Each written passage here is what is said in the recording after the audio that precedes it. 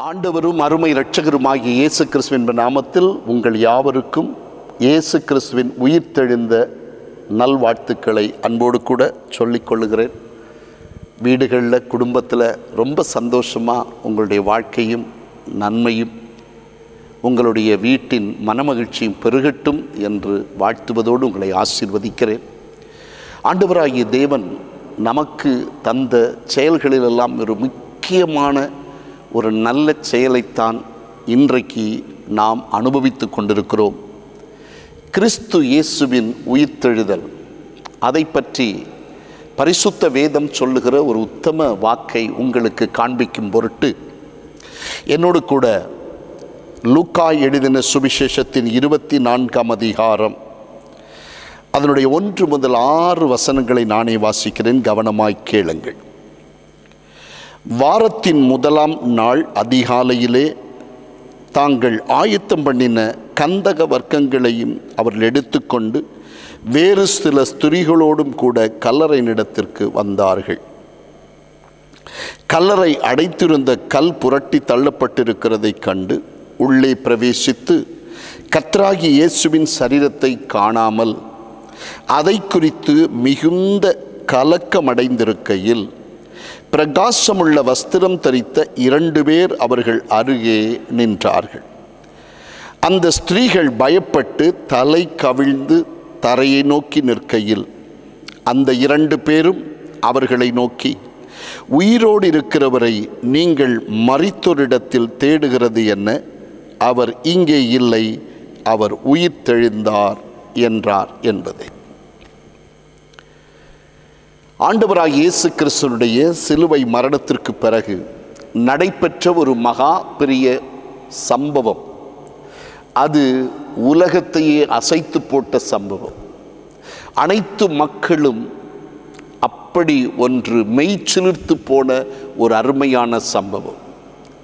ஆண்டவராகிய இயேசு கிறிஸ்துவினுடைய மரணத்தின் வேளையில் அவசரமாக ஓய்வு நாள் வந்துவிட்ட அந்த நாள், ஆயத்த நாள் வந்ததினாலே அவசரமாக இயேசுவின் சடலத்தை இறக்கி ஒரு புதிய கல்லறையில் வேகமாய் கொண்டு வைத்து விட்டார்கள்.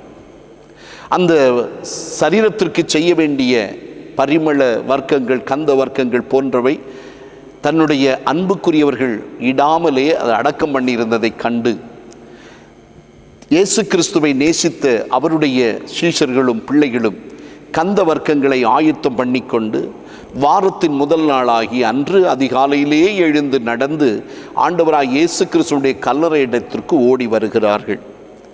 வரும்போது நடந்த அந்த சம்பவம், அந்த கல்லறையின் முன்னே வைக்கப்பட்டிருந்த பெரிய கல் புரட்டி தள்ளப்பட்டிருந்தது.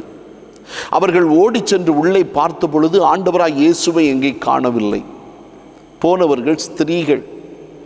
அந்த ஸ்திரீகள் அதை கண்டு அச்சத்தால் நடுங்கி, ஆண்டவருக்கு எதிர்ப்பின் மேல் எதிர்ப்பு இருந்தது, இப்போது அவருடைய சடலத்தையும் கொண்டு போய்விட்டார்களே என்று சொல்லி தலை கவிழ்ந்து வெட்கத்தோடு அப்படியே தலை குனிந்து 2 சகோதரிகள் நின்று கொண்டிருக்கும் போது இதோ 2 வெண்ணுடை தரித்த தூதர்கள் வந்து நின்று அவரை பார்த்து, உயிரோடு இருக்கிறவரை நீங்கள் மரித்தோரிடத்தில் தேடுகிறது என்ன? அவர் இங்கே இல்லை, அவர் உயிர்த்தெழுந்தார் என்ற செய்தியை சொன்னார்கள். கொஞ்சம் யோசித்து பாருங்கள். இந்த வார்த்தை கேட்கும்போது அடிக்கப்பட்டு உடைக்கப்பட்டு நொறுக்கப்பட்டிருந்த அவருடைய சீஷர்களுக்கு, அவருடைய பிள்ளைகளுக்கு எத்தனை சந்தோஷமாக இருந்திருக்கும் யோசித்து பாருங்கள். இந்த 2 ஸ்திரீகளும் இயேசுவின் சரீரத்தை காணாத போது அப்படியே தலை கவிழ்ந்து நிலத்தை நோக்கி கண்ணீர் சொட்ட சொட்ட அவமானத்தோடு நின்றிருப்பார்கள். அப்போது அவர்களை நோக்கி வந்த ஒரு செய்திதான் ஆண்டவராகிய இயேசு கிறிஸ்து உயிர்த்தெழுந்தார் என்பது. இன்று இயேசு கிறிஸ்து உயிர்த்தெழாவிட்டால் நான் இன்றைக்கு உங்களுக்கு சொல்லுகிற இந்த பிரசங்கம் வீணாயிருக்கும். இயேசு கிறிஸ்து உயிர்த்தெழுந்தபடியினால்தான் இன்றைக்கு தலை நிமிர்ந்து கிறிஸ்தவ வாழ்க்கை ஒவ்வொருத்தருக்கும் வெற்றி உள்ள வாழ்க்கை என்று நான் அறிக்கையிடுகிறேன். கிறிஸ்துவ வாழ்க்கை போல ஒரு மனிதனை சந்தோஷப்படுத்துகிற, ஒரு ஆனந்தம் கொள்ளுகிற வேறொரு வாழ்க்கை பூமியில் இல்லை. அவ்வளவு வல்லமையான ஒரு வாழ்க்கையை தெய்வம் நமக்கு தந்திருக்கிறார். கிறிஸ்து உயிர்த்தெழாவிட்டால் கிறிஸ்துவ விசுவாசம் முழுக்க ஃபெயிலியர் ஆகியிருந்திருக்கும். இதோ ஆண்டவராய் இயேசு உயிரோடு இருக்கும்போதே ஒரு வார்த்தை சொன்னார், இதோ உயிரை கொடுக்கவும் எனக்கு அதிகாரம் உண்டு, அதை மறுபடி எடுத்துக்கொள்ளவும் எனக்கு அதிகாரம் உண்டு. இந்த வாக்கை நாம் நினைத்து பார்க்க வேண்டும். அவ்வளவு அழகாக ஆண்டவர் சொல்லித்தான் தம்முடைய மரணத்திற்கு தம்மை அர்ப்பணித்தார். ஒருவனும் என்னிடத்திலிருந்து பறிப்பதில்லை என்று சொன்ன ஆண்டவர் அவருடைய ஜீவனை நமக்கு தந்து இப்போது அதே ஜீவனை கல்லறையிலிருந்து எழுந்து வெளியே கொண்டு வந்த ஒரு மகத்துவமான நாளை நாம் இன்றைக்கு நினைவு கூறுகிறோம். எவ்வளவு ஆனந்தமான ஒரு விஷயம்! கிறிஸ்து உயிர் தெழுந்தபடியால் மனுக்குலம் எல்லாரும் மரித்து ஒரு நாள் உயிர் தெழுவோம் என்ற ஒரு மாபெரும் சித்தாந்தம் நமக்குள்ளே உண்டாயிற்று. கிறிஸ்து உயிர் தெழுந்தவர்களில் முதற் பேரானவர் என்று நிருபத்தில் வாசிக்கிறோம். ஆகையால் அதற்கு பிறகு அவருடைய எல்லா மக்களும் மரணத்திற்கு பிறகு ஒரு உயிர்த்தெழுதலை வைத்திருக்கிறோம். இன்று இந்த வார்த்தைகளை கேட்கிற உங்களுக்கும் அதே உயிர்த்தெழுதல் உண்டு. நீங்கள் என்றென்றைக்கு மரிப்பதில்லை. இந்த உலக பிரகாரமாக ஒருவன் பிறந்தால் அவன் மரிக்க வேண்டும், பின்பு தெய்வ சமூகத்தில் போக வேண்டும். இதுதான் மனிதர்களுக்கு கொடுத்திருக்கிற வழக்க விதி. மரிக்க வேண்டும், அப்புறம் அவன் இந்த பூமியில் வாழ்ந்ததுக்குரிய எல்லா காரிய கணக்குகளையும் செலுத்த தெய்வத்தின் நியாயஸ்தானத்திற்கு முன்பாக போய் நிற்க வேண்டும். இதுதான் மனிதனுக்கு தெய்வம் தந்திருக்கிற விதி, சட்டம். இந்த சட்டத்தை நாமும் ஒரு நாள் நிறைவேற்றப் போகிறோம். இந்த ஒரு சிந்தை நமக்குள் வரும்போது கிறிஸ்துவின் உயிர்த்தெழுதல் எவ்வளவு பெரிய சந்தோஷம்! யோசித்து பாருங்கள். இயேசு பிறப்பதற்கு பல ஆயிரக்கணக்கான ஆண்டுகளுக்கு முன்பாக வாழ்ந்த ஒரு தேவ மனிதன் இயேசு கிறிஸ்துவை காணவில்லை. இயேசு கிறிஸ்து இப்படி வருவார் என்றவருக்கு தெரியாது. அவர் ஒரு தீர்க்கதரிசனமாய் சொன்ன ஒரு வாக்கை நாம் வாசிக்கிறோம். வேதாகமத்திலே முதலாய் எழுதப்பட்ட புத்தகம் யோபுவின் புத்தகம்தான். அந்த யோபு பக்தன் ஆண்டவராகிய தேவன் ஒரு நாள் என் மீட்பர் என்று அவரை சொல்லுகிறார். அவர் இருந்த காலத்தில் இயேசு பூமியில் இல்லை. ஆனால் அவர் மரித்து எத்தனையோ ஆண்டுகளுக்கு பிறகு, ஆயிரக்கணக்கான ஆண்டுகளுக்கு பிறகு இயேசு பிறக்கிறார்.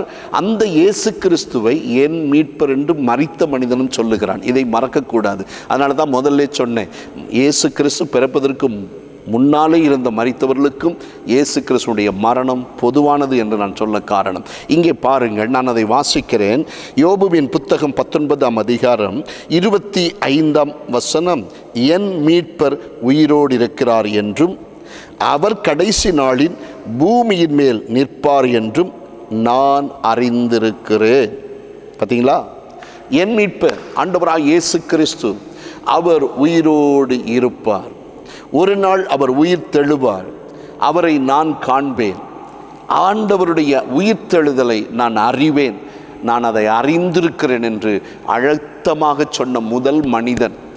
இப்போ வேதாகமே உருவாக்கப்படலை. முதல் புத்தகம் இந்த யோபுவின் புத்தகம் என்று அறிஞர்கள் சொல்லுகிறார்கள். அந்த புத்தகத்தில் இயேசு கிறிஸ்துவை குறித்த ஒரு தெளிவான ஒரு விளக்கம் அங்கே கொடுக்கப்பட்டிருக்கிறது. அது என்ன? என் மீட்பர். இன்றைக்கு பூமியிலே வாழுகிற 800 கோடி மக்களுக்கும் ஆண்டவராய் இயேசு கிறிஸ்துவை அல்லாமல் வேறொரு மீட்பர் இல்லை. எத்தனை பேர் ஆமீன் என்று சொல்ல முடியும்? அந்த நல்ல வாய்ப்பை ஆண்டவர் உனக்கும் எனக்கும் தந்தார் என்பதை நினைக்கும் போது ரொம்ப சந்தோஷமாக இருக்கிறது. கிறிஸ்து உயிர்த்தெழுந்தார், அது நம்முடைய உள்ளத்திற்கு ஆனந்தம், சந்தோஷம். இயேசு உயிர்த்தெழுந்தார் என்பதை கேட்ட சீஷர்களுக்கு ஆனந்தம். அவங்க 2-3 நாள் துக்கமாக அழுதுகிட்டே இருக்காங்க, உள்ளம் உடைஞ்சிருக்காங்க, பயப்படுறாங்க, அங்கங்கே போய் ஒளித்து கொள்ளுகிறார்கள். ஆண்டவரை போயிட்டாங்க, ஆண்டவரை அடித்து கொண்டுட்டாங்களே, ஆண்டவரை இப்படி பண்ணிட்டாங்களே, நாங்கள் அவர் மூலமாக தேசத்துக்கு ஒரு ரட்சிப்பு வரும்னு நினைச்சோமே, ஒரு பெரிய மாற்றம் கிடைக்கும் நினைத்தோமே, எல்லாம் மண்மேல் விட்ட குகை போல் போய்விட்டதே, எல்லாம் இடிந்து அப்படியே கீழே போய்விட்டதே என்று உள்ளம் உடைந்து கொண்டிருந்த சீஷர்களுடைய முதுகெலும்பு நிமிர்ந்த செய்தி இயேசு உயிரோடு இருக்கிறார் என்பது. அன்றிலிருந்து இன்று வரைக்கும் அந்த செய்தி சாத்தானுடைய தலையிலே இட்டு விழுந்த செய்தியாக ஆண்டவராகிய இயேசு கிறிஸ்துவின் உயிர்த்தெழுதல் வானத்தையும் பூமியையும் பாதாளத்தையும் ஜெயித்த ஜெயத்தின் குரலாக இருக்கிறது. என்னை கேட்கிற தேவனுடைய அன்பு பிள்ளையே, ஆண்டவராகிய இயேசு கிறிஸ்து உயிர்த்தெழுந்தார். அவர் உயிரோடு இருக்கிறவர்களை மரித்தோரிடத்தில் தேடுவது என்ன? அவர் இங்கே இல்லை, அவர் உயிர் தெழுந்தார் என்று சொல்லப்பட்ட வாக்கு நம்முடைய இருதயத்திற்கு மிகுந்த சந்தோஷமாக இருக்கிறது. ஆண்டவராய் இயேசு கிறிஸ்து உயிர்த்தெழுந்தார். நீங்கள் 1 கொரிந்தியர் 15ஆம் அதிகாரம் 55ஆம் வசனத்தை வாசித்தால், மரணமே உன் கூர் எங்கே, பாதாளமே உன் ஜெயம் எங்கே என்று எழுதப்பட்ட சப்தம் ஆண்டவராய் இயேசு கிறிஸ்து மூலமாய் நிறைவேற்றப்பட்டு விட்டது. மரணத்திற்கு மனுஷனை பிடித்து வைக்கும் அதிகாரம் முடிந்திருக்கிறது. மரணத்திற்கு இனி ஒருபோதும் எந்த மனுஷனையும் பிடித்து வைக்கும் சக்தி இல்லை. இயேசு கிறிஸ்து அதை தம்முடைய மரணத்தால் உடைத்து மரணத்துக்குள்ளே இறங்கி பாதாளத்தில் இருக்கிற கட்டுகளை உடைத்து, இதோ மரணத்தின் விளிம்பின் எல்லா வல்லமைகளை உடைத்தெறிந்து அதனுடைய கூரை உடைத்து நொறுக்கி ஜெய கிறிஸ்துவாக உயிர்த்தெழுந்து விட்டார். வெளிப்படுத்துகிற விசேஷம் 1ஆம் அதிகாரம் 18ஆம் வசனம் சொல்லுகிறது, மரித்தேன் ஆனாலும் இதோ சதா நாட்களிலும் உயிரோடு இருக்கிறேன். ஆண்டவராய் இயேசு கிறிஸ்துடைய செல்ல சத்தம். இன்றும் என்றும் இதே வாக்கை நாம் கேட்கலாம். மரித்தேன் ஆனாலும் இதோ சதா நாட்களிலும் நான் உயிரோடு இருக்கிறேன். தெய்வத்துக்கு மரணம் இல்லை, ஆனால் நமக்காக அவர் மரித்தார், அவர் உயிர்த்தெழுந்தார். இன்றைக்கு அவர் கல்லறையில் இல்லை. இன்றைக்கும் அவருடைய கல்லறை எருசலேமில் இருக்கிறது. அது திறந்திருக்கிறது. அங்கே இந்த வாக்கு தான் எழுதப்பட்டிருக்கிறது, இயேசு கிறிஸ்து இங்கே இல்லை, அவர் உயிர்த்தெழுந்தார். He is not here, அவர் இங்கே இல்லை என்ற வாக்கு தெளிவாக எழுதப்பட்டிருக்கிறது. இது எவ்வளவு பெரிய அழகான ஒரு வசனம். யாருக்கு இந்த பாக்கியம் கிடைத்தது? நீங்கள் நம்புகிற, நான் நம்புகிற நம்முடைய ஆண்டவராய் இயேசு கிறிஸ்துடைய ஜெயத்தை குறிக்கிறது. அவரை நம்புவோர் ஒருபோது வெட்கப்பட்டு போவதில்லை என்பதை குறிக்கிறது. அவரை நம்புகிற ஒவ்வொருத்தரும் ஒரு ஜீவனை காண்பார்கள் என்பதை குறிக்கிறது. ஆண்டவராய் இயேசு கிறிஸ்துடைய இந்த உயிர்த்தெழுதல் உலகத்தின் எல்லா வல்லமைகளையும் அசைத்து அதன் மேலே நின்று கொண்டிருக்கிறது. சரி, ஆண்டவராய் இயேசு கிறிஸ்து உயிர்த்தெழுந்தாரே, அந்த உயிர்த்தெழுந்த பிறகு அவருடைய சுபாவம் எப்படி இருக்கிறது, அவர் எப்படி இருந்தார், அவருடைய குணாதிசயம் என்ன என்பதை குறித்து வேதத்திலிருந்து ஒரே ஒரு காரியத்தை கொஞ்சம் நாம் தியானித்தால் நலமாக இருக்கும். பரிசுத்த யோவான் எழுதின சுவிசேஷம் 20ஆம் அதிகாரம் 15 முதல் 17 வசனங்கள். இயேசு அவளை பார்த்து, ஸ்திரீயே, ஏன் அழுகிறாய், யாரை தேடுகிறாய் என்றார்.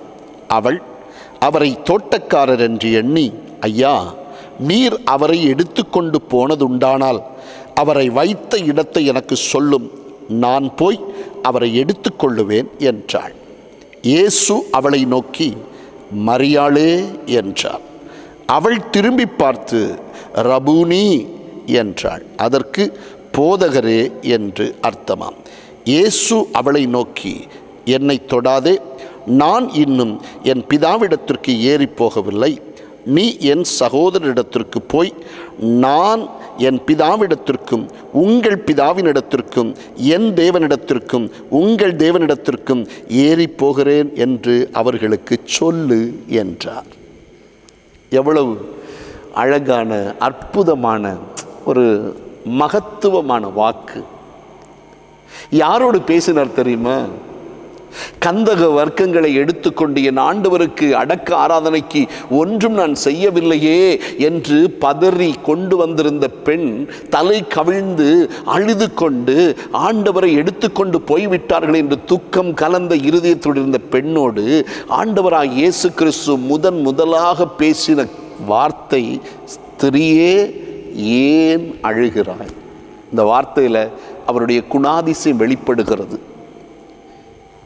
ஆண்டவராய் இயேசு கிறிஸ்துடைய சாயல் வெளிப்படுகிறது. அவர் பூமியில் இருக்கும்போதே அழுகிற மனிதர்களை தேடி தேடி போய் தேற்றினார். இதோ மரணத்திலிருந்து உயிர்த்தெழுந்த பிறகும் முதலாக அழுகிற ஸ்திரீயை தேற்றி விசாரிக்கிறதைத்தான் நாம் இங்கே பார்த்தோம். அவ்வளோ உள்ளம் உடைந்து நொறுங்கி வாழ்வதே ஒரு கடினம் என்ற நிலைக்கு தள்ளப்பட்டு உடைந்திருந்த அந்த பெண்மணியை இயேசு தாமே நின்று, ஸ்திரீயே, ஏன் அழுகிறாய் என்ற வாக்கை கேட்டவுடனே அவள் அது கிறிஸ்து என்பதை அறிந்து கொண்டாள். என்னை கேட்கிற தேவனுடைய அன்பு பிள்ளைகளே, ஆண்டவருடைய சுபாவம் என்ன?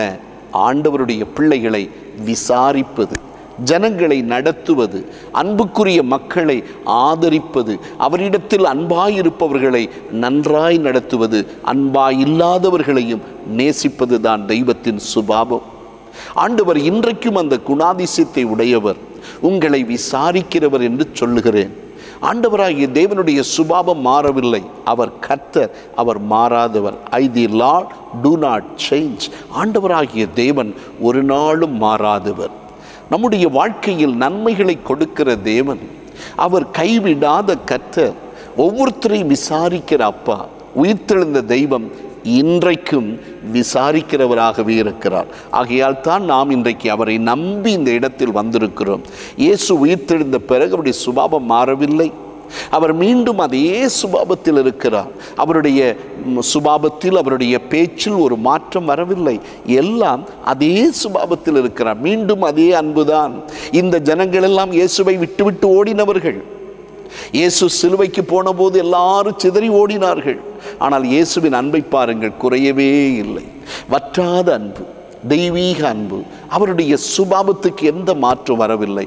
அந்த தெய்வம் இன்றைக்கும் உங்களை நேசித்து உங்களை நடத்துவதற்கு வந்திருக்கிறார் என்பதை நினைத்து பார்க்கும்போது எவ்வளவு சந்தோஷமான விஷயம். இந்த தெய்வத்துக்காக, அவருடைய சுபாவத்துக்காக நாம் ஆண்டவரை துதித்து பாட வேண்டியது நம்முடைய தலையான கடமை. இயேசு கிறிஸ்துவின் உயிர்த்தெழுதலால் இன்றைக்கும் தெய்வம் நம்மை விசாரித்து கொண்டே இருக்கிறார். உன்னுடைய வாழ்க்கையில் கஷ்டமா, கடனா, கண்ணீரா, வலியா, உபத்திரமா, பாடுகளா, பலவிதமான வேதனையும் நெருக்கமா, இனி வாழ்ந்து பயனில்லை என்ற நிலைக்கு கூட தள்ளப்பட்டு விட்டீர்களா? பயப்படாதீங்க. இயேசுவேன்னு ஒரு முறை கூப்பிடுங்க. உங்கள் அறையில் உட்கார்ந்து உயிர்த்தெழுந்த இயேசுவே என்னை ரட்சிக்க வாரும் என்று கூப்பிட்டு பாருங்கள். உங்கள் எல்லா பிரச்சனையை விட அவருடைய அன்பு மேலோங்கி உங்கள் அருகில் வருவதை பார்க்கலாம். எத்தனையோ தேவ மனிதர்கள் இந்த உலக வாழ்க்கையின் கடினத்தால், கஷ்டத்தால் தற்கொலை செய்து உயிரை மாய்த்து கொள்ளலாம் என்று மரணத்தின் விளிம்புக்கு போன பலரை தெய்வம் ரட்சித்திருக்கிறதை இன்றைக்கும் நாம் சாட்சிகளிலே, சரித்திரத்திலே பார்க்கிறோம். காரணம், அது தெய்வத்தின் சுபாவம். மனிதர்களை விசாரிப்பவர் அவர். மதம் பார்த்து செய்பவர் அல்ல, இனம் பார்த்து செய்பவர் அல்ல, நிறம் பார்த்து செய்பவர் அல்ல. நம்முடைய தெய்வம் அன்பு கூர்ந்து நடத்துபவர். இன்றைக்கும் இந்த வார்த்தை உன்னோடு ஆண்டவர் சொல்லுகிறார். உனக்கு அவர் வேண்டும். அவர் இல்லாத குறைதான் உன்னுடைய வாழ்க்கையில் அத்தனை பிரச்சனைக்கும் காரணம். இன்றைக்கு நீ தலை கவிழ்ந்து நடக்க காரணம் என்ன தெரியுமா? இயேசுவனுடைய வாழ்க்கையில் இல்லை. இன்றைக்கு நீ கண்ணீர் வடிக்க வேண்டிய காரணம் என்ன தெரியுமா? இயேசுவனுடைய வாழ்க்கையில் இல்லை. இப்படி பலவிதமான உபத்திரவங்களை, பலவிதமான பாடுகளை நீ அனுபவிப்பதின் காரணமே கிறிஸ்துவின் மகிமை நீ அறியாததினால்தான். இன்றைக்கு உன்னுடைய குறைவும் அதுதான். ஆகவே கிறிஸ்து உயிர்த்தெழுந்தார், நீ நம்பு. உயிர்த்தெழுதல் என்பது ஜெயம் என்ற அர்த்தம், வெற்றி என்ற அர்த்தம். ஜெயம் உண்டாயிற்று மனுக்குலத்திற்கு. தெய்வத்தை நம்பினோர் இனி தலை கவிழ்ந்து நடப்பதில்லை. கிறிஸ்துவை நம்பினோர் ஒரு நாள் வெட்கப்பட்டு போவதில்லை. கிறிஸ்துவை நம்பினோர் இனி கண்ணீரோடு வாழப் போகிறதில்லை. அவர்களுக்கு ஒருவேளை வாழ்க்கை கடினமும் கஷ்டமுமாக இருக்கலாம், துன்பங்கள் இருக்கலாம். என்றாலும் அவர்கள் கர்த்தரை நம்பி வாழும்போது அவர்களுக்கு ஜெயம்தான். கிறிஸ்துவை நம்புகிறவனுக்கு ஜெயம். அந்த ஜெயத்தை ஆண்டவர் உங்கள் வாழ்க்கையில் தந்து உங்களை நடத்த போதுமானவராக இருக்கிறார். ஆகையால் நம்முடைய தேவன் நம்மை விசாரிக்கிற ஆண்டவர். இன்னைக்கு அவர் உயிரோடு இருக்கிறார். ஜெயத்தின் தேவன் உயிரோடு இருப்பதற்கு காரணமே உங்களோடு வாழ்வதற்காகத்தான். இன்னைக்கு பல வீடுகளில் இயேசு இல்லை. பல கிறிஸ்தவ வீடுகளில் தெய்வத்தின் பிரசன்னம் அங்கு இல்லை. உள்ளே பாருங்கள், சாராயத்தின் அடி, பாவத்தின் அடி, அசுத்தத்தின் அடி. இன்றைக்கு பண்டிகை நாள், இன்றைக்கு கிறிஸ்து உயிர்த்தெழுந்தபடியால் நல்ல கறி எடுத்து வைத்து எத்தனை பேர் மது போதையில் இருக்கிறார்கள். உண்டா இல்லையா? இல்லை என்று சொல்ல முடியுமா? காரணம், கிறிஸ்து உயிர்த்தெழுந்து விட்டார். இன்று எங்களுக்கு பண்டிகை, இன்று எங்களுக்கு விழா என்று மதுவிலே நிறைந்து, மனைவியை அடித்து, தவறான வார்த்தை சொல்லி, பிள்ளைகளை அடித்து, பாவ வழியிலே ஓடுகிற ஒரு மனிதனுக்கு கிறிஸ்து ஜெயத்தின் கிறிஸ்துவாய் தோன்றாது. அவர் இன்றைக்கும் துக்கப்படுகிறார். ஐயோ, இந்த மனிதனுக்காக நான் ரத்தம் சிந்தது வீணாய் போயிற்றே, இன்னும் அவனுடைய குடியிலிருந்து விடவில்லையே, அவன் இந்த பாவத்திலிருந்து வெளியே வரவில்லையே என்ற துயரம் என் ஆண்டவராய் இயேசு கிறிஸ்து உள்ளத்தில் இல்லாமல் இல்லை. கொஞ்சம் யோசித்து பாருங்கள். தெய்வத்தை துதிக்கணுங்க, தெய்வத்தோடு பழகணும், ஆண்டவரோடு இடைப்படணும், அவரோடு உறவாடி வாழணும். அந்த வாழ்க்கை தான் ஒரு தேவ பிள்ளைக்கு யதார்த்தமான வாழ்க்கை. உனக்கு ஜெயம் வேண்டுமா? வெற்றி வேண்டுமா? உன்னுடைய வாழ்க்கையில் கிறிஸ்துவுக்கு உன்னை முழுமையாய் தருவாய் என்றால் நிச்சயமாக உன் வழிகள் செம்மையானதாக மாறும். என் ஆண்டவர் உனக்கு நன்மை செய்ய காத்திருக்கிறார். உன் துக்கத்தை மாற்ற வந்திருக்கிறார். உன் துயரத்துக்கு பதிலாக இரட்டத்தனையான நன்மைகளை கொடுக்க உண்மை உள்ள தெய்வம், நம்மை விசாரிக்கிற தெய்வம். நீங்கள் வேதத்தை திருப்பி பார்த்தால் 1 பேதுரு 5ஆம் அதிகாரம் 7ஆம் வசனத்தை நீங்கள் வாசித்து பாருங்கள். அவர் உங்களை விசாரிக்கிறவரானபடியால் உங்கள் கவலைகளை எல்லாம் அவர் மேல் வைத்து விடுங்கள். இதுக்கு மேலே என்ன வேணும்? அவர் உங்களை விசாரிக்கிற தேவன், அவர் உங்களை கை கொடுத்து தூக்குகிற தேவன், அவர் இன்றைக்கும் உயிரோடு இருக்கிறார். கல்லறை அவரை அடைக்க வைக்க முடியவில்லை, மரணம் அவரை பிடித்து கட்டி போட முடியவில்லை. அவர் உயிரோடு எழுந்தது உன்னை பலப்படுத்த, உன்னை நல்ல வழியில் நடத்துவதற்காக இந்த பாக்கியத்தை தந்திருக்கிறார். பைபிள் சொல்லுது, அவர் உங்களை விசாரிக்கிறபடியால் இன்றும் என்றும் என்றென்றும் அவர் உங்களை விசாரிப்பார். துன்பத்தில் இருக்கிறீர்களோ, கவலையில் இருக்கிறீர்களோ, மனவேதனையில் இருக்கிறீர்களோ, பாரத்தில் இருக்கிறீர்களோ, பயப்படாதிருங்கள். இயேசு உங்களை விசாரிப்பார். உங்களுக்கு நல்ல நிச்சயத்தை தருவார். 2 நாள் அழுவீங்க, உண்மைதான். ஆனால் அந்த 2 நாள் அழுகைக்கு ஆண்டவர் 2 ஆண்டு சந்தோஷத்தை உனக்கு தர முடியும். அவரை நம்பிப்பார், அவரோடு உன்னுடைய வாழ்க்கையை இணைத்துப்பார். நீ கொஞ்ச நேரம் அழுவது உண்மைதான். பாடுகளை இல்லாத உலகமா? இல்லையே. சாத்தான் வாழ்கிற உலகத்தில் நமக்கு என்னைக்கு சந்தோஷம் இருந்துச்சு? இன்றைக்கு உங்கள் வழிகளை கொஞ்சம் திருப்பி பாருங்க, ஆண்டவரோடு இணைந்து பாருங்கள். அவர் உங்களை விசாரிக்கிறாரே. உன் பாரத்தை அவர் மேல் வை, அவர் வழி நடத்துவார். உன் பிள்ளையின் திருமணத்தை அவர் நடத்துவார். உன் பிள்ளையினுடைய எஜுகேஷனை அவர் நடத்துவார். உன் பிள்ளையினுடைய வியாதியை மாற்றுவார். உன் குடும்பத்தில் இருக்கிற போராட்டத்தை நீக்குவார். உன் புருஷனுக்கு இருக்கிற போராட்டத்தை மாற்றுவார். உன் பிள்ளைக்கு இருக்கிற, உன் மனைவிக்கு இருக்கிற எல்லா விதமான வேதனை அவர் மாற்றுவார். கவலை அவர் மேல் வை. நன்றி சொல்லு. நீர் ஜெயித்தீர், நானும் ஜெயிப்பேன். நீர் உயிர்த்தெழுந்தீர், எனக்கு ஒரு வெற்றி உண்டு. நீர் நன்மை செய்வீர், எனக்கு அந்த நன்மை இன்னும் கிடைக்கும். அந்த விசுவாசத்தோடு உன்னுடைய வழியை கர்த்தருக்காக திருப்பு. ஆண்டவர் உன்னை கைவிடுவதில்லை. அன்பு சகோதர சகோதரிகளே, உங்களுடைய வாழ்க்கையில் ஒரு பெரிய மாற்றம் வரப்போகிறது. ஆண்டவராய் இயேசு கிறிஸ்துவின் உயிர்த்தெழுதலால் நீங்கள், நாம் எல்லாரும் நன்றாய் வாழ்வதற்காக ஒரு பாக்கியத்தை தெய்வம் நமக்கு தந்திருக்கிறார். ஆகையால் கிறிஸ்து உயிர்த்தெழுந்தது நம்மை விசாரிப்பதற்காக, தொடர்ந்து நம்மோடு வாழ்வதற்காக. இன்றைக்கு அவர் ஆவியாக நம்மோடு இருக்கிறார். அன்று இயேசுவாக ஜடத்தில் இந்த பூமியில் வாழ்ந்தவர் இன்றைக்கு அரூபியாக நம் ஒவ்வொருடைய உள்ளத்திலும் வாழ்ந்து கொண்டிருக்கிறார். எத்தனை பேர் இயேசுவை சொந்த இரட்சகராக ஏற்றுக்கொண்டீர்களோ அத்தனை பேருக்குள்ளிலும் இயேசு வாழ்ந்து கொண்டே இருக்கிறார். அவர் உங்களுக்குள் இருக்கும்போது நமக்கு எப்போதும் ஒரு தெய்வீக சுகம், ஒரு இனிமை, ஒரு மகிழ்ச்சி, அதை விட பூமியில் மேலானது ஒன்றுமே இல்லை. அந்த மகிழ்ச்சியை அவர் நமக்கு தந்து கொண்டே இருக்கிறார். அவருடைய பிரசன்னம் நம்மை மூடிக்கொண்டிருக்கிறது. அதுவே ஒரு பெரிய விசாரணை, தெரியுமா? இவ்வளவு அழகாக நம்மை விசாரிக்கிறார். இன்னைக்கு உலகத்தில் சந்தோஷம் இல்லாமல் குடித்து வெறித்து சந்தோஷத்தை பாவத்தின் வழியாக தேடுகிற மனுக்குலத்தை நீங்கள் அறிந்திருக்கிறீர்கள்.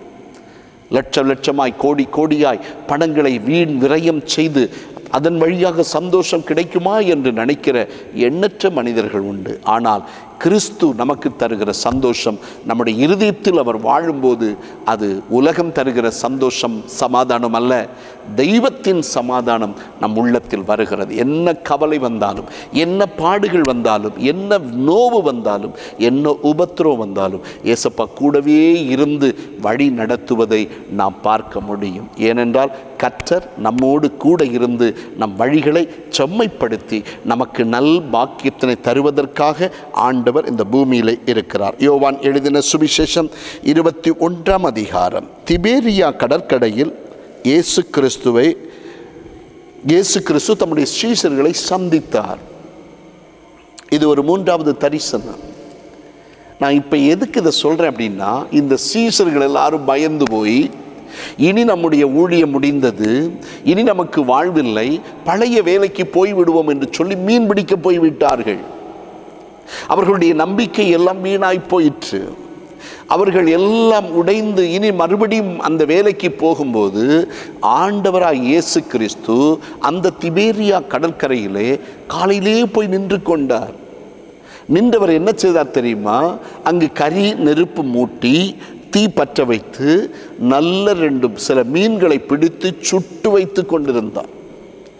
வேலைக்கு போயிருக்கிற பிள்ளைகளை சந்திக்க ஒரு தகப்பனுடைய புறப்பாடு நீங்கள் இந்த வசனத்தில் பார்த்தா உங்களுக்கு தெரியும். ஆண்டவருடைய கரிசனை. இவர் யார் தெரியுமா? வானத்தை பூமி படைத்த கர்த்தர் யாருக்காக இப்போது சமையல் வேலை பண்ணுகிறார்?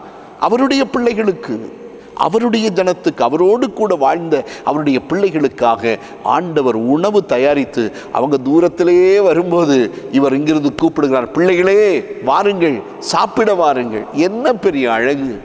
இந்த வார்த்தையினுடைய ஆனந்தத்தை பாருங்க. சாப்பிட வாருங்கள். நினைத்து பார்த்திருப்பார்களா சீஷர்கள்? நாங்கள் கரையில் இறங்குறோன்னு எங்களுக்கு சாப்பாடு கிடைக்கும்னு.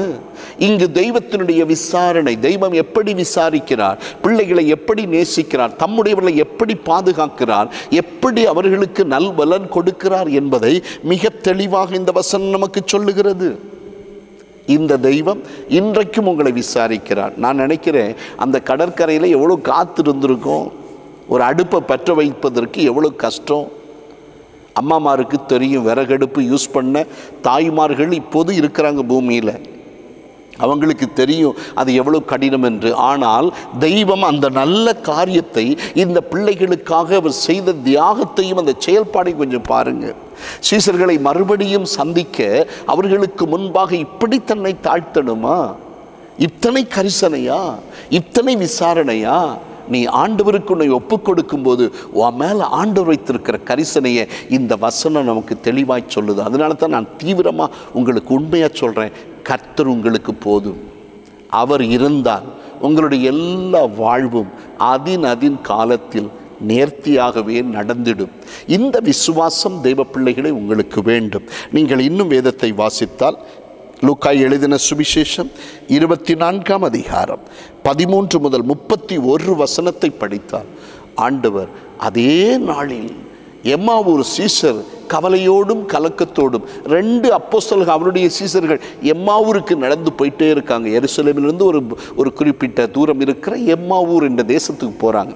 அவங்க துக்கத்தோடு போகிறார்கள், அழுது கொண்டு போகிறார்கள். இப்படி ஒரு சம்பவம் நினச்சி கூட பார்க்கல, இயேசுவை சிலுவையில் அரைஞ்சிட்டாங்க அப்படின்னு சொல்லி துக்கத்தோடு போன அவர்களோடு அவர்களுடைய வழி போக்க, அவர்களோடு ஒரு வழிப்போக்கனை போல நடந்து, யாரை பற்றி பேசுகிறீர்கள், ஏன் துக்கமுகமாக இருக்கிறீர்கள் என்று வாலண்டியராக கேட்டு, அவர்கள் இப்படி நீர் இந்த தேசத்தை சேர்ந்தவர் இல்லையா, நீர் வெளியூருக்காரரா, எருசலேமில் நடந்த சம்பவம் உமக்கு தெரியாதா, நசரேயனாகிய இயேசு கிறிஸ்துவை நாங்கள் தெய்வம் வல்லமையாய் உபயோகப்படுத்தி இந்த நாட்டை அவர் ஆளுவார் என்று நினைத்தோம், ஆனால் அவரையோ யூதர்கள் சிலுவையில் அறைந்து கொன்று விட்டார்கள் என்று சொல்லி துக்கத்தோடு சொல்லும்போது அவருடைய கண்களில் கண்ணீர் சொட்டி இருந்திருக்கும்.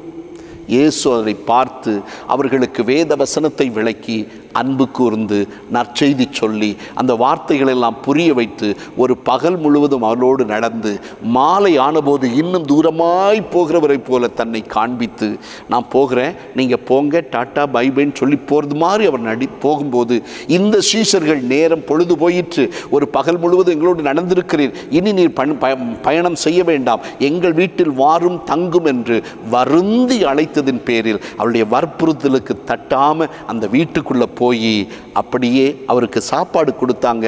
அப்பத்தை எடுத்து முன்னே வைத்தார்கள். அந்த அப்பத்தை அவர் எடுத்து பிற்கும்போது இதோ கண்கள் திறந்தது, நம் முன்னே இருக்கிறது ஆண்டவராய் இயேசு கிறிஸ்து என்ற ஜனங்கள் அவர்கள் அந்த சீஷர்கள் கண்டு ஆண்டவரை தொழுது கொண்டார்கள். அவர் அப்படியே மறைந்து போனார்னு வாசிக்கிறோம். கரிசனை பற்றி சொல்கிறேன், விசாரிப்பை பற்றி சொல்லுகிறேன். துக்கத்தோடு போகிற அவனையும் அவர்களையும் கர்த்தர் விடவே இல்லை. ஒரு வழிப்போக்கனை போல் ஒரு பகல் முழுவதும் அவர்கள் பின்னால் நடக்க வேண்டுமா?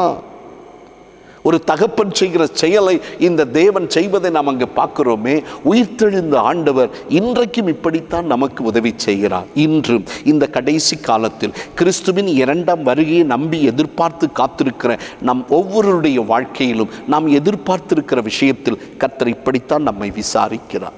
சோர்ந்து போகாதிருங்கள். உங்கள் குடும்பத்தை அவர் விசாரிப்பார், உங்கள் பிள்ளை அவர் நடத்துவார், உங்கள் வீட்டுக்கு என்ன தேவையோ இதெல்லாம் என் ஆண்டவர் செய்வார். உயிர்த்தெழுந்த தெய்வத்தின் வல்லமை இன்றைக்கு உங்கள் மேலும் உங்கள் குடும்பத்தின் மேலும் நிச்சயமாக வரும்படி கர்த்தர் உங்களை விசாரிப்பார் என்பதை உங்களுக்கு சொல்லிக்கொண்டு ஒரு நிமிடம் நாம் இந்த ஆண்டவருக்கு நம்மை அர்ப்பணித்து இனி உள்ள காலமெல்லாம் அவர் நம்மை விசாரிக்கட்டும் என்று சொல்லி அர்ப்பணித்து ஜெபிக்கலாமா? வாருங்கள், எல்லாரும் நம் கண்களை மூடி ஆண்டவரை நோக்கி பார்த்து ஜெபம் செய்வோம். அல்லேலூயா. மரித்த இயேசு உயிர்த்து விட்டார். அல்லேலூயா. மன்னன் இயேசு ஜீவிக்கிறார், அல்லேலூயா. மரித்த இயேசு உயிர்த்து விட்டார், அல்லேலூயா. மன்னன் இயேசு ஜீவிக்கிறார், அல்லேலூயா. அல்லேலூயா, ஜீவிக்கிறார், அல்லேலூயா, ஜீவிக்கிறார், அல்லேலூயா, அல்லேலூயா, ஜீவிக்கிறார், அல்லேலூயா, அல்லேலூயா, ஜீவிக்கிறார். மரித்த இயேசு உயிர்த்து விட்டார், அல்லேலூயா. மன்னன் இயேசு ஜீவிக்கிறார், அல்லேலூயா. மரித்த இயேசு உயிர்த்து விட்டார், அல்லேலூயா. மன்னன் இயேசு ஜீவிக்கிறார், அல்லேலூயா. மரணம் அவரை தடுத்து நிறுத்த முடியவில்லையே, கல்லறையோ கட்டி காக்க முடியவில்லையே. மரணம் அவரை தடுத்து நிறுத்த முடியவில்லையே, கல்லறையோ கட்டி காக்க முடியவில்லையே. யூத சிங்கம் கிறிஸ்து ராஜா வெற்றி பெற்றாரே, யூத சிங்கம் கிறிஸ்து ராஜா வெற்றி பெற்றாரே. சோர்ந்து போன மகனே நீ துள்ளி பாடிடு, சோர்ந்து போன மகளே நீ துள்ளி பாடிடு. அல்லேலூயா, ஜீவிக்கிறார், அல்லேலூயா, ஜீவிக்கிறார், அல்லேலூயா, அல்லேலூயா, ஜீவிக்கிறார், அல்லேலூயா, அல்லேலூயா, ஜீவிக்கிறார். மரித்த இயேசு உயிர்த்து விட்டார், அல்லேலூயா. மன்னன் இயேசு ஜீவிக்கிறார், அல்லேலூயா. மரித்த இயேசு உயிர்த்து விட்டார், அல்லேலூயா. மன்னன் இயேசு ஜீவிக்கிறார், அல்லேலூயா. கிருபை உள்ள எங்கள் பிதாவே, இந்த மகிமையான நல்ல உயிர்த்தெழுதின் நாளுக்காக உம்மை துதிக்கிறோம். இன்று இந்த வார்த்தைகளை கேட்ட எங்கள் ஒவ்வொருவர் மேலும் உமது பரிபூரணமான விசாரணையின் ஆசீர்வாதம் நிறைந்திருப்பதாக. எங்களில் யாராவது குறையோடு வேதம் வாசிக்காமல் பாவத்தில் விழுந்து ஜபமில்லாமல் தூரமாய் கிடப்பார்களானால் இன்று கிருபையால் அவர்களையும் விசாரிக்க வேண்டும் என்று உம்மை நோக்கி கூப்பிடுகிறேன். உம்முடைய பிள்ளைகளை கண்ணோக்கி பார்க்க வேண்டும் என்று செபிக்கிறேன். ஆண்டவரே, எந்த மனுஷனையும் விசாரிக்கிற நல்ல தெய்வம் இதோ தரையை நோக்கி தலை கவிழ்ந்து அவமானத்தோடு அழுது கொண்டிருந்த மகதலேன் மரியாளை, ஸ்திரியை ஏன் அழுகிறாய் என்று விசாரித்த உம்முடைய சத்தம் இன்றைக்கும் எங்களை ஆற்றுகிறது, தேற்றுகிறது. இந்த விசாரணை எதிர்பார்க்கிறோம். தெய்வம் எங்களுக்கு தந்திருக்கிற நன்மை எதிர்பார்க்கிறோம். தெய்வத்தின் வல்லமை எதிர்பார்க்கிறோம். ஆண்டவரே, இன்றைக்கும் கண்ணீரோடு இருக்கிற மனுக்குலத்துக்காக உமது தாசன் கருத்தோடு செபிக்கிற உமது மக்களை கண்ணோக்கி அருளும். அழுகையோடு துயரத்தோடு யாரும் இல்லை, நான் கைவிடப்பட்டு விட்டேன், நான் அனாதை, எனக்கு உதவி செய்ய யாரும் இல்லை, பிள்ளைகள் இருந்தும் நான் இன்றைக்கு ஒரு அனாதை தான் என்று அழுகிற எல்லாருக்கும் என் தகப்பன் இரக்கம் காட்டும்படி செபிக்கிறேன். அவர்களுக்கு ஒரு உதவி செய்ய வேண்டும் என்று செபிக்கிறேன். அவருடைய வாழ்க்கையை மாற்றுங்க, அவருடைய குடும்பங்களின் நன்மை உண்டாகும்படி செபிக்கிறேன். எல்லா விதமான நன்மைகள் குடும்பத்தில் வந்து சேர பிரார்த்தனை செய்கிறேன். ஆண்டவரே, எமது பிள்ளைகளை நினைத்தருளும். இன்றைக்கும் என்னோடு சேர்ந்து இந்த ஜபத்தில் ஈடுபட்டிருக்கும் எல்லா மக்களுக்கும் நன்மையும் நிறைவும் வந்து சேரட்டும். உங்கள் பரிசுத்தமான கைகளில் ஒப்படைக்கிறோம். ஆசீர்வதியும் இயேசுவின் நாமத்தில் பிதாவே, ஆமென், ஆமென், ஆமென். ஆண்டவர் உங்களை ஆசீர்வதிப்பாராக. ஆமென்.